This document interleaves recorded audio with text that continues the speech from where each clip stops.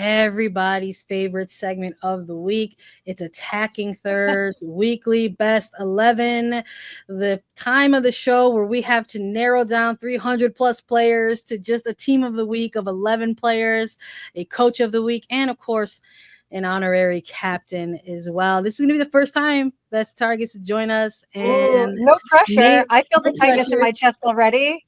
Everybody's been like, we're seeing these pop up in like press releases going forward where teams are like, part of the team of the week. And I'm like, oh God. Yeah.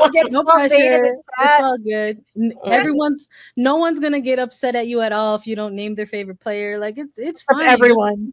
Constantly. Don't even worry about it. Don't even worry about it. But that's also the fun of it because we get to drop some players. So listen, if I just drop every single Chicago Stars player, just look the other way. Just don't worry. Right. All right. We're gonna have some fun. Chicago Stars. Go ahead. We're starting 11.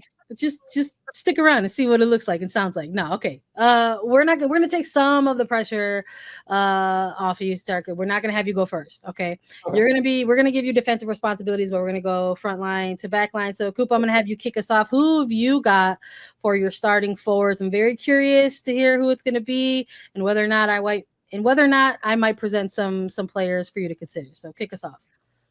Fight, Sandra. I can fight. All right. Real talk. I'm gonna be serious. Serious stays on. The one, the only. Trinity. Brace today, Rodman, because you cannot deny me here. Okay. 2 goals, high stakes, playoff impact match. Baby girl showed up. And then the icing on the cake, we got a little Ben sideline reporting, and I forget his last name all the time because I'm not an arm sports girl, but I appreciate that he pulled up for her and returned the favor and asked her some thoughtful questions and then so delicately and professionally tossed it back to commentators. So for me, Trin, her brace and her pulling a full 90-minute shift is, you're not taking her out of my top line. Secondly, that's fair. Temwa Chawinga. Okay. You cannot. She's undeniable. Come on. She's back co-leader of the Golden Boot race with Esther, which is insane. She's her got consistency. Consistency in scoring, her ability to exact change in matches when there's already a stacked Kansas City side, and standing out when you're among other monsters is even more phenomenal. You know, when you're the star player, you're the star player. But she's got another 11 bodies or 10 bodies beside her that are just insane. Okay. Then this one is not for Sandra. This was for me spiritually, but she'll appreciate it anyway. Ludmila, who has absolutely fought fire. Okay. This woman came in quiet, like a whisper. And then suddenly, boom, she hit everybody over the head with goals. Historic hat trick, week 18. Week 19, she pulls in and says, oh, all of my teammates managed to score goals. Ping. Let me just pop one in there real quick.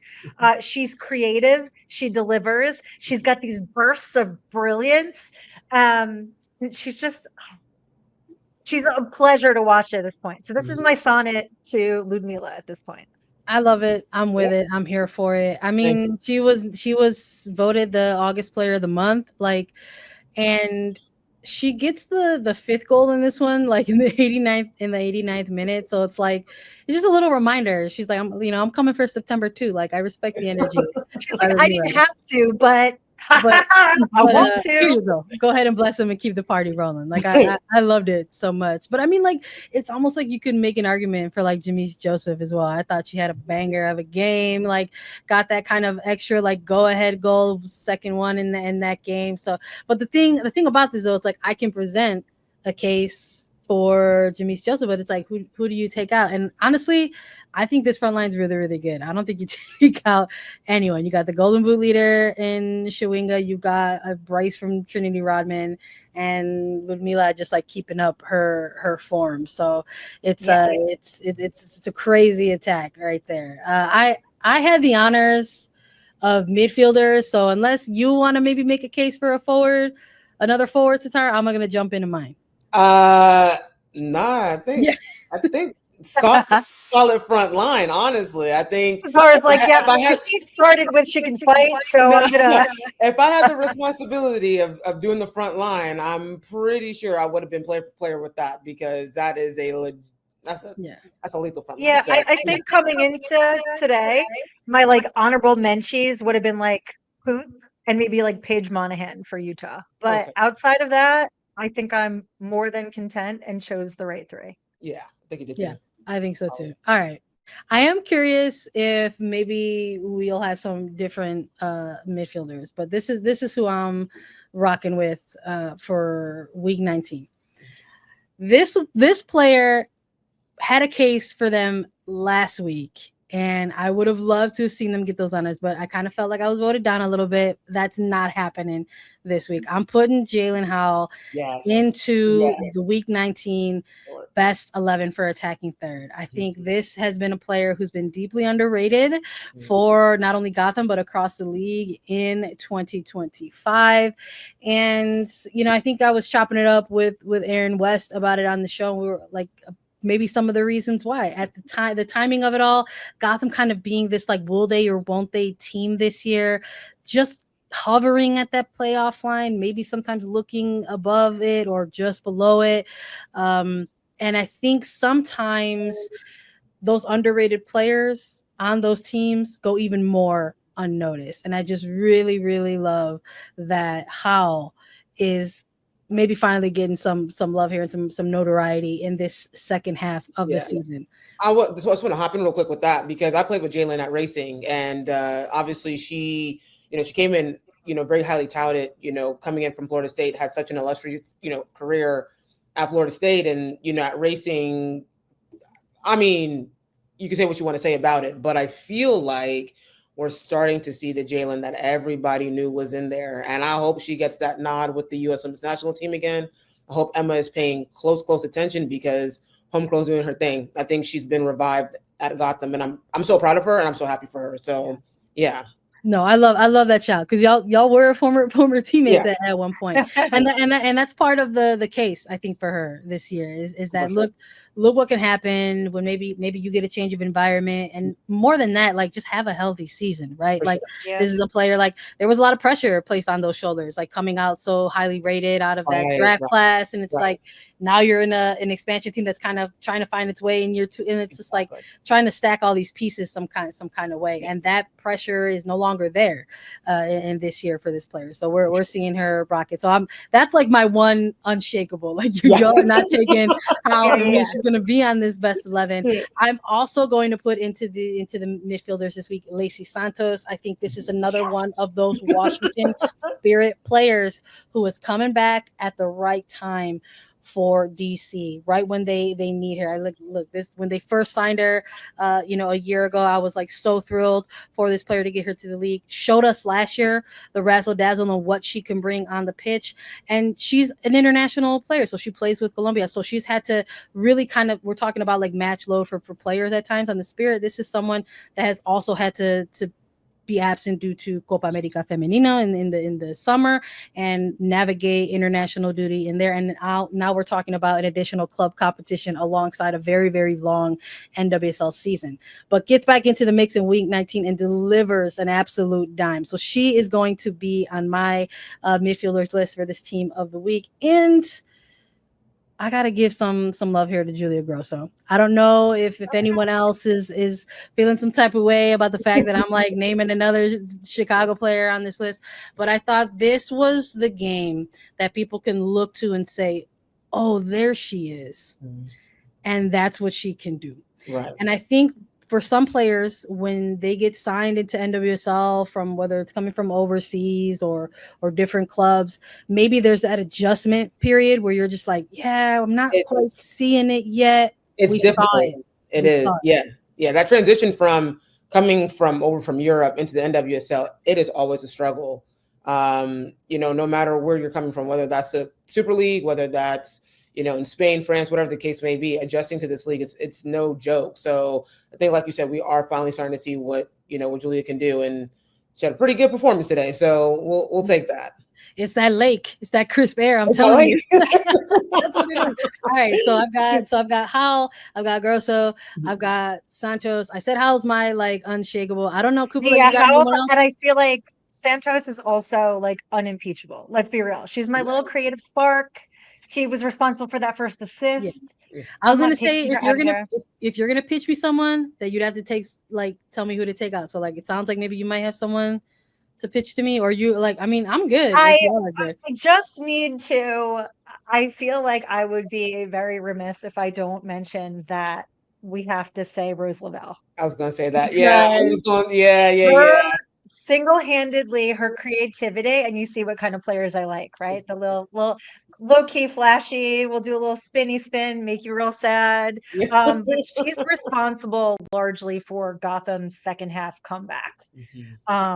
So fair. I feel like Grosso, yes, she had a phenomenal game, but I feel like the indictment that would have been a Gotham losing again to Angel City at this juncture like this.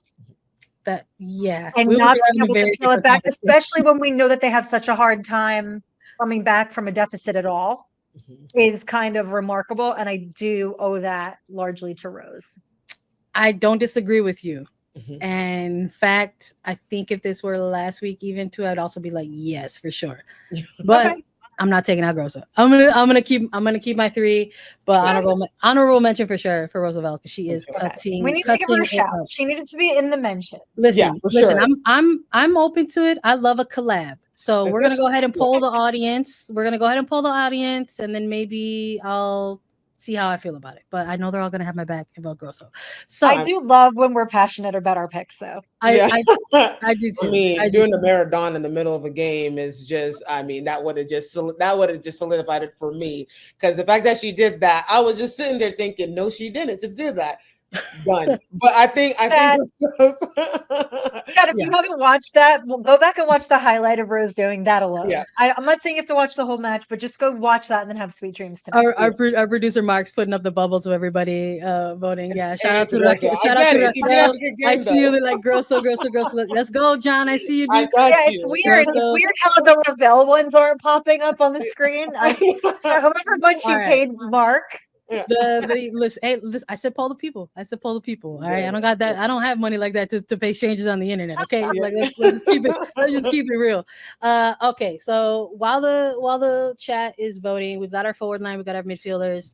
Now we need defenders and a goalkeeper. Satara, who you got for us? All right. So in terms of defenders, Sandra, I know you're going to appreciate this. Sam Staub is my first. It's my first option. That free kick. Oh my goodness. Listen, I don't think I have ever seen a center half score a free kick like that in all of my career. I mean, I would think the only person I can say is maybe Alex Greenwood, because with the same left foot. I mean, she did it a couple of days ago and almost scored against Chelsea. So, but Sam put that in the back of the net today. And Sam, one thing about Sam, she's just consistent. She's an absolute she's a rock back there. She's stalwart. So I will always give Sam Staub credit where credit is due. So she's my first pick. She's staying. I'm already saying she's a lock, only because not only was that a free kick goal, that was Chicago's first of the season free kick goal. Exactly. Yeah. Right. Yeah. So and first at that stadium. So let's go. Let's get it up. Let's rack it up. Who else you got? So I don't know if I might get, I don't know, but Esme Morgan, I feel like ever since she's been back from the Euros, and obviously with Spirit having a clean sheet today against Reign, again, she's just someone to me that's very consistent. I know this is a little bit different because defenders, we don't have the riz like a forward or a midfielder, you know what I mean? But I love a defender that can just keep it simple, put somebody on the behind a time or two, and just wins their challenges. And that's what Esme, in my opinion, did for 90 minutes. So I definitely have to put her back there. Do I have any debates about that? No, I like that one. Let's keep it going. Keep it moving. All right. Now, obviously, this one, she only played 45 minutes, and I was confused about her substitution because, if I'm being completely honest, she was solid. Giselle Thompson, I think she wasn't giving Gotham a sniff on that right side. Well, their left-hand side, their right-hand side. So her getting subbed out to me was questionable. I don't really know what was the reasoning behind that, but for me, when somebody is that consistent and they're doing their thing, you just keep them in, just keep that momentum going. But she was obviously subbed out, but I enjoyed watching her play for the 45 that she did. So that's where I'm at. Nice. Okay. And then lastly, Brunina. She's just got Riz. She's got that, She's Brazilian. That's a cheat code. Yeah, she's a cheat code. She just does her thing. She's out here just megging people left, right, front, and center. So I'm sitting there thinking, okay, she's doing this as a fullback. I'm here for it. So that is my backline. My honorable mention was going to be Sarah Gordon. Sarah, she's got that speed. She's obviously super experienced. And I think considering how the game was obviously going, especially in the second half, she's kept it pretty much locked down there for as much as she possibly can individually. And so she was my honorable mention. Goalkeepers. So I picked one. And then after watching that Houston game, wrap. I was going to do Jordan Bloomer. Which is a great shout. Right. Yeah. I think Blooms is unbelievable. Like I'm so glad she's getting an opportunity to see her with racing, and she's showing out and she's doing exactly what I know she's capable of doing. But after watching Jane Campbell perform tonight, it's a wrap. Like, can you imagine that she wasn't getting starts? I'm sorry, what was your question?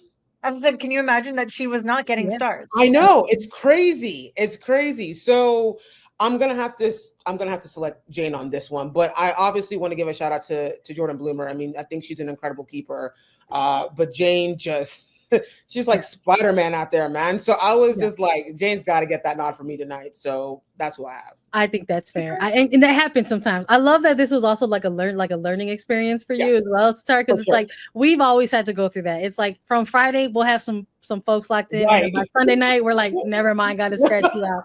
Like, and that's like a huge example of that. Like Bloomer has been like incredible, and I love like there's a certain energy that goalkeepers have sometimes, and like the fact that like she's not afraid to show her personality during some of these moments. So I love it. But I mean, shutting out, getting the clean sheet for Houston on a big night in San Diego is massive. So I think like that's one of those unshakables there.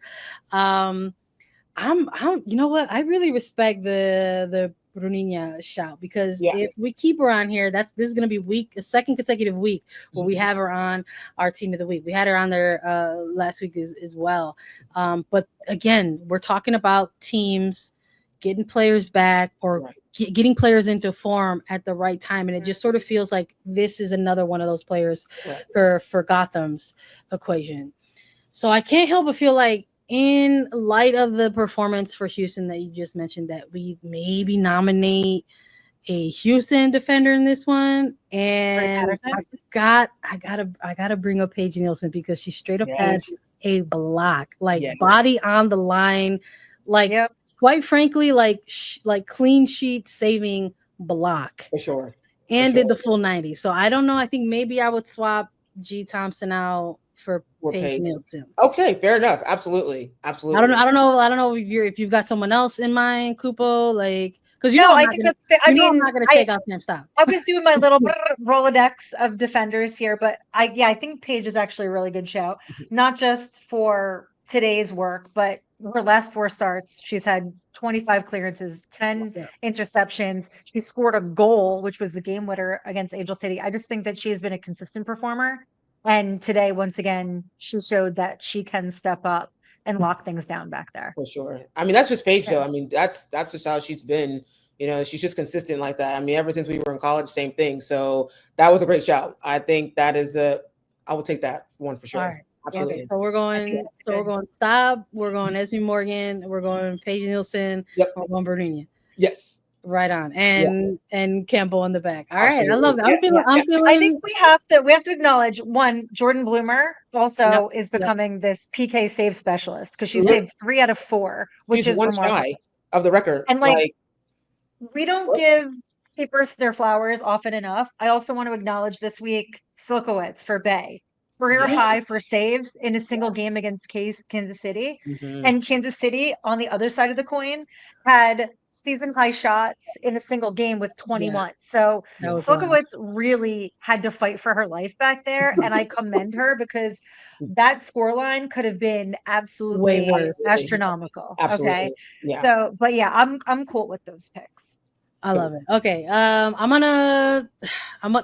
open to suggestions in this one because we're getting some repeats on our week 19 from week 18. And it happens. Like this is the time of the season where it's going to happen like that. Mhm. The teams are really going to either separate themselves or make things more difficult for us as analysts to nominate them.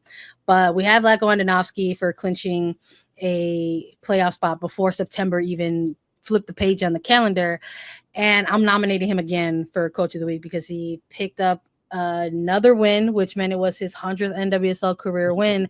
And it also clinched that home quarterfinal match at CPKC Stadium. So I'm good with leaving him in there. But again, I'm also open to other suggestions. I think there's a lot of good ones out there, honestly. I mean, that was going to be my option as well, but I also kind of want to look deeper into Fabrice at Houston, seeing what they did tonight, obviously with the magnitude of the occasion that was going on, and then but then aside from tonight, just like their last 5-6 games, this whole second half of the season, I think we kind of need to look into him as well. But I think Vlatko is a great option, but I just think what Fabrice is doing with the dash right now in terms of we're kind of changing that narrative on the dash, and as an overall, as a team, as a club, as an organization, and so yeah, I would kind of look into him as well. I'm open to that. That's a good case. How about So you? it's funny because you both have isolated coaches that I was like, this would be a really good shout for a bunch of reasons. I also have ping-ponging around in my head Adrian Gonzalez for Washington Spirit because he has, since the second half of the season, has turned this corner, proven that they can make the go, and they're getting bodies back in places. He's got new personnel that have integrated remarkably. And I think that getting them into this second spot seat right now in the standings is really, really favorable for them heading into playoffs if they can stay and sit. I think that's this is what I meant though when I'm like, actually, there's a case for like a lot of them. Exactly. Legitimately, it was like in my head, Vlatko, Fabrice Gautrell, because you have literally made the biggest shifts, I feel like, as far as the team has gone in terms of turning the screw week over week now and refining where we're seeing it. And then on top of that, Washington Spirit, where we had seen them waver a bit, they've become, for me, another scary team because they now have the depth that they were lacking with the injuries, and their players who are their top performers are now back into the lineup. Right. I'm willing to take Vlatko down on the shelf and retract mine and go for like either Adrian Gonzalez or Fabrice. I'm with you, but I really do love what Gonzalez has been doing with the Spirit really since day one, because he started in an interim capacity and then went to full-time assistant and then remained full-time assistant and then got promoted to interim and then now is full-time head coach again. So even him in his own year two with the Spirit, he's finding his coaching identity within NWSL, and I'm very appreciative of what we're seeing out of it. But I like the case for Fabrice, and honestly, I'm gonna give it to Fabrice just because we had that interview with Yasmin after the game, and just kind of hearing her a little bit talk to that might just kind of sway me over. So I'm gonna go 2 for 2 with Satara and on Fabrice, and I think maybe we put Gautrell for Coach of the Week for this one. Cool. Honorary captain. I don't want to just make it the obvious one, but we were talking a little bit about it before we had to dump a bucket of cold water on it because the Dash won and defeated San Diego way. But we can bring it on back. Honorary captain. I think maybe we got to shout out Alex Morgan in this one a little bit. You got to have one hell of a career in order to have your jersey retired. Mm-hmm. Meaning, for people who don't know what that means, it means anyone coming through to San Diego Wave will not be able to rock 13 because it is just enshrined for all time. And this is a player who has not only done so much for NWSL on the pitch, but also off of it as well. And of course, we can weave in everything and the national team side as well. And I think that is the stuff that often gets a lot of the headlines and the attention because you're talking about a much larger stage in the international game. But as we find ourselves week in and week out talking about NWSL in comparison to maybe how there was a lack of conversation or buzz around NWSL when it first launched in 2013, it is completely different eras. And while there is still always room to improve and room to grow, I think it's an incredible moment to just sort of recognize some of that change that has already come into play. And it doesn't happen, of course, without the players. I know you can testify to this, Satara, and Alex Morgan is one of those players. So I'm putting her up for honorary captain. I agree with you. And furthermore, what I'll say is it's not just the retirement of Alex Morgan's jersey because she was a phenomenal player and she stood out among the others. It's also because that without her and her generation of players, there would not be a league that could actually have the solid foundation that we have now, with which we'd have the capacity to retire anyone's number. We've seen iterations of this league before, and I think that it's, in essence, retiring her jersey is also an homage to everyone else that came up, living and working out of office trailers and not having facilities and all of that has gotten us to this point. And so, yes, like honorary captain, absolutely. I think you just summed that up beautifully. Absolutely. I think, yeah, she for sure, hands down, my honorary captain. I cannot elaborate more on what you just said because I think, yeah, she did something so different. That group of women in particular just did something so different, and it's an honor to have watched them do that the way in which they did. And Alex doesn't, I think for her, it was never about the fame, the notoriety. It was just about making sure women soccer players, women in general, just had the same, opportunities as the next man or just anybody, across the board. So I will agree with this decision. I for sure am going to say she's definitely my honorary captain.